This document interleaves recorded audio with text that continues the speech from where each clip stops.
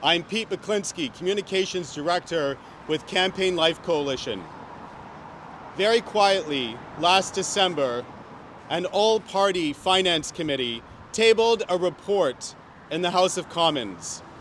Buried among its hundreds of 2025 federal budget recommendations were two that directly threaten people of faith and Canada's pro-life movement. Recommendation 429 on the federal government to, quote, no longer provide charitable status to anti-abortion organizations, unquote. Recommendation 430 goes even further, urging an amendment to the Income Tax Act to remove, quote, the advancement of religion, unquote, as a charitable purpose. If adopted, the consequences would be catastrophic. Churches, soup kitchens, shelters, social service ministries, pro-life groups, and pregnancy care centers would lose their charitable status and, in a series of crippling blows, forfeit donations, be barred from accessing grants and funding, and even face closure. But it gets worse. They could also face a revocation tax, a tax equal to 100% of the value of the organization's goods and assets, like its building, properties, and funds. If the religious group, church, or pro-life organization cannot pay this tax, the Canadian Revenue Agency has the power to seize and liquidate all assets to satisfy this debt. In essence, the adoption of these proposals would give the federal government the power to crush Christian Canada. It would allow the government to target churches, charities, and pro-life organizations across this country, stripping them of their critically important charitable status and leaving them, in effect, for dead. These proposals are not only an attack on brick-and-mortar institutions in the charitable sector, they are, at their core, an attack on our nation's cherished freedoms of religion and expression, rights that are guaranteed in our charter. They target the very foundation of our country's faith communities and life-affirming organizations. A number of faith-based groups have strongly denounced these recommendations. Frank Cardinal Leo, Archbishop of Toronto, wrote in a February 21 letter that he, quote, strongly urged, unquote, the federal government to, quote, reject these recommendations and ensure that we remain a country committed to freedom of religion as opposed to freedom from religion, unquote. Linking the church's mission to the pro-life cause, he warned that if recommendation 429 were enacted, quote, every Catholic church and Catholic social service agency in Canada would lose its charitable status due to our pro-life approach, unquote. Following his lead, the Canadian Conference of Catholic Bishops expressed, quote, grave concern, unquote, in a March 10 letter, calling the consequences of the proposals, quote, severe and wide-ranging, unquote. Other religious groups have joined in.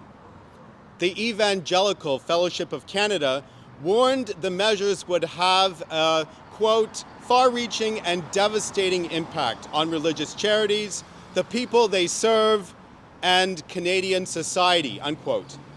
The Christian Legal Fellowship called on the government to, quote, abandon, unquote, the proposals, stating that their adoption would be, quote, devastating, unquote.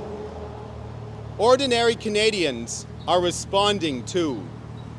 In February, Campaign Life Coalition launched an emergency nationwide petition drive, calling on the Prime Minister to protect the charitable sector. We now have over 20,000 signatures on our petition, and you can see them here in the boxes behind me. Save Christian Canada. 20,000 Canadians have signed this petition. It must be stated clearly. These recommendations are a clear and present danger to the freedoms and values that have built this nation.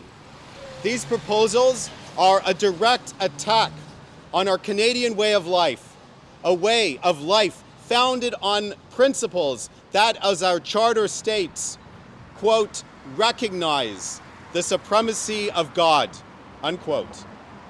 With these recommendations, Canada is under attack by its very own government. I will now introduce Debbie Duval, our National Capital Organizer, who will speak about who is to blame for this attack. Thank you, Debbie. Thank you, Nick.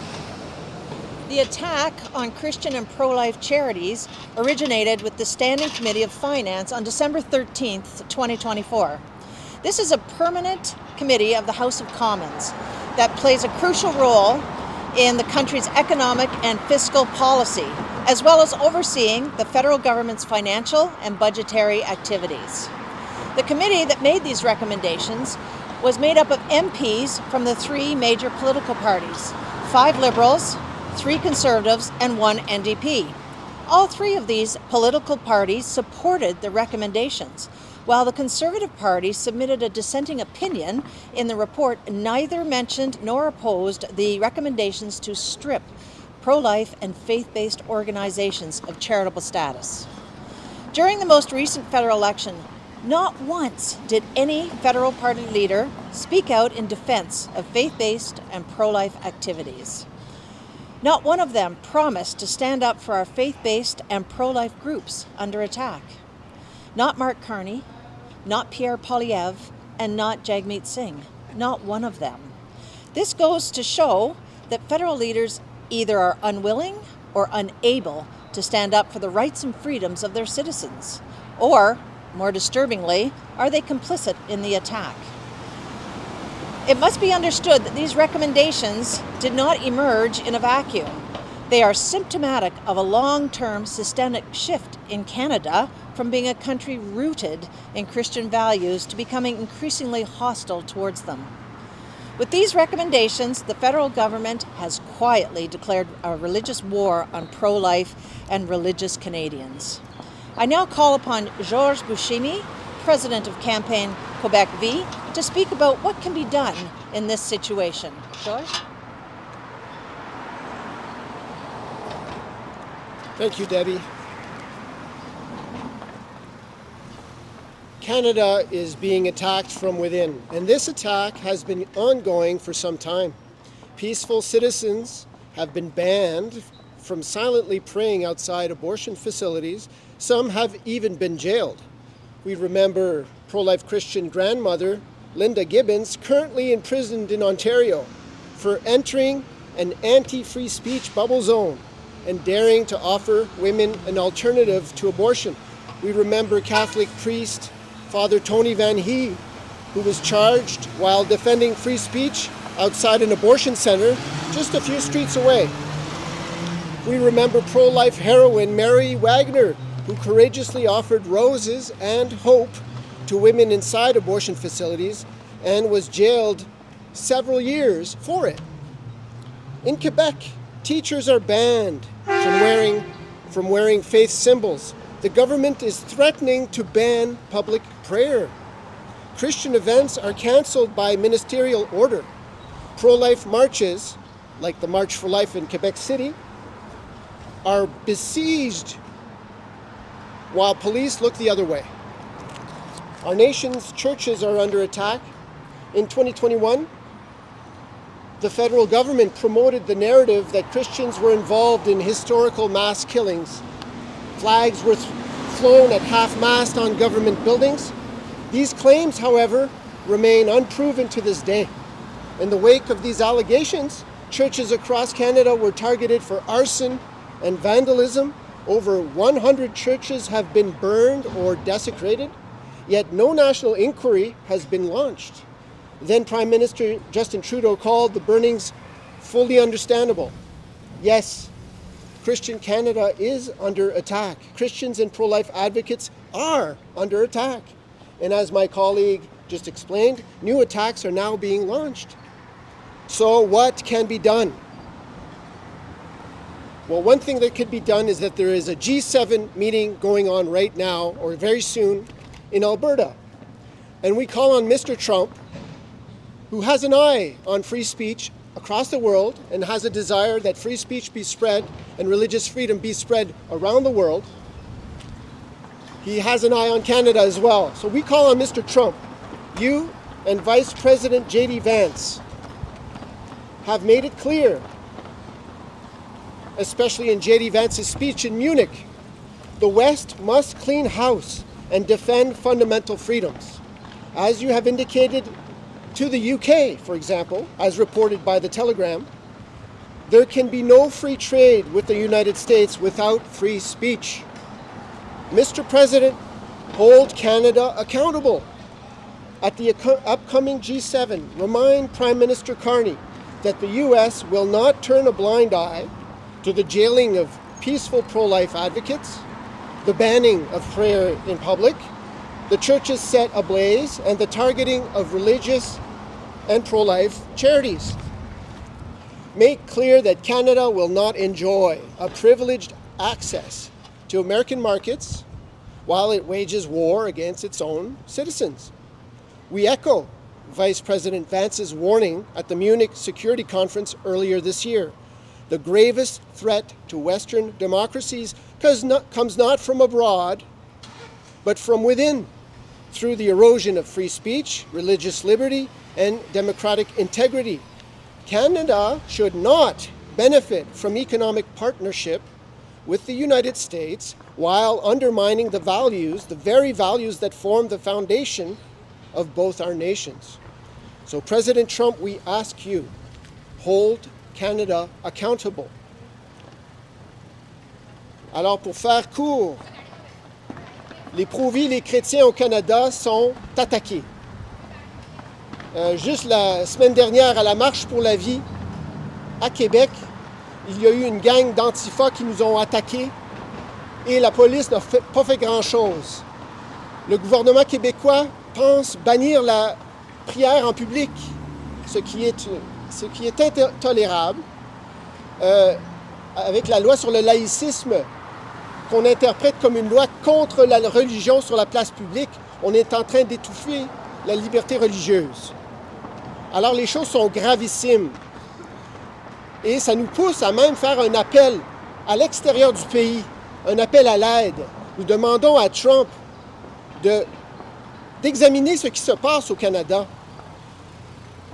Lui qui veut faire la promotion de la liberté d'expression, de la liberté de religion partout au monde, il faut qu'il sache, Trump, qu'on attaque la liberté d'expression, la liberté de religion au Canada et que le Canada et le Québec ne devraient pas jouir d'une relation privilégiée en termes économiques avec les États-Unis tant et aussi longtemps que le Canada opprime les chrétiens et les personnes de bonne foi et les pro-vie.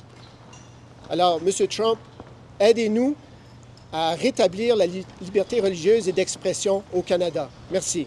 Et là, maintenant, j'aimerais présenter Jeff Gunnarsson, président de Campaign Life Coalition. Thank you, George. I will now read the text of a letter addressed to President Trump that we will be delivering shortly.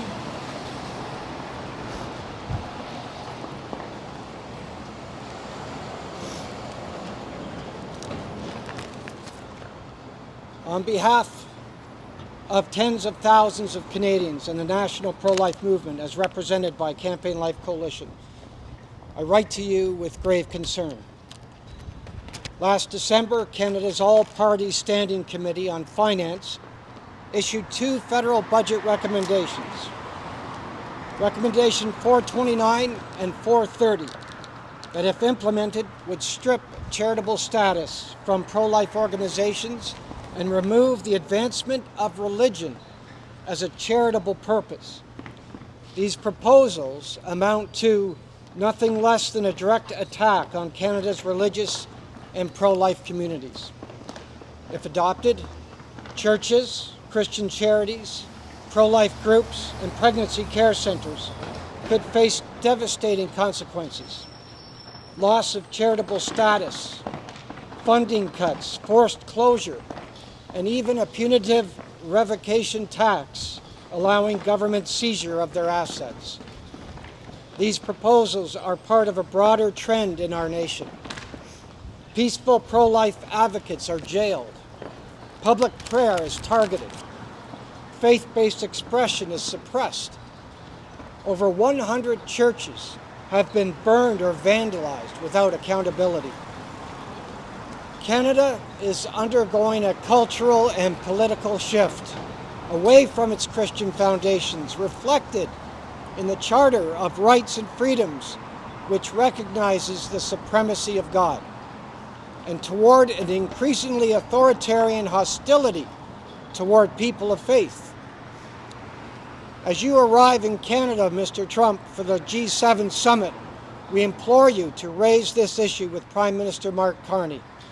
Your administration has rightly prioritized engaging favorably with governments that uphold fundamental freedoms. Canada is failing in this standard. We respectfully urge to make clear that there can be no privileged access to U.S. markets while Canada attacks its own citizens for holding Christian and pro-life beliefs. Over 20,000 Canadians have signed our petition calling on the Canadian government to reject these proposals. Today, we delivered these petitions to Prime Minister Carney. Mr. President, we ask that you speak up clearly and firmly and take a stand for Canadian citizens whose rights, freedoms, and institutions are under attack. Thank you for your policies that defend life, liberty, and Christian values. God bless Canada.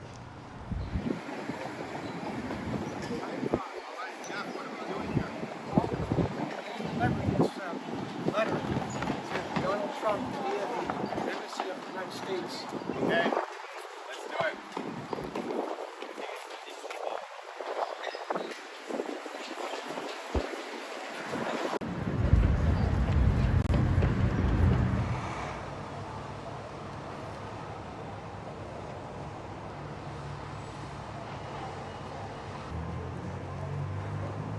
Here we go. We're delivering our petitions to the PMO office.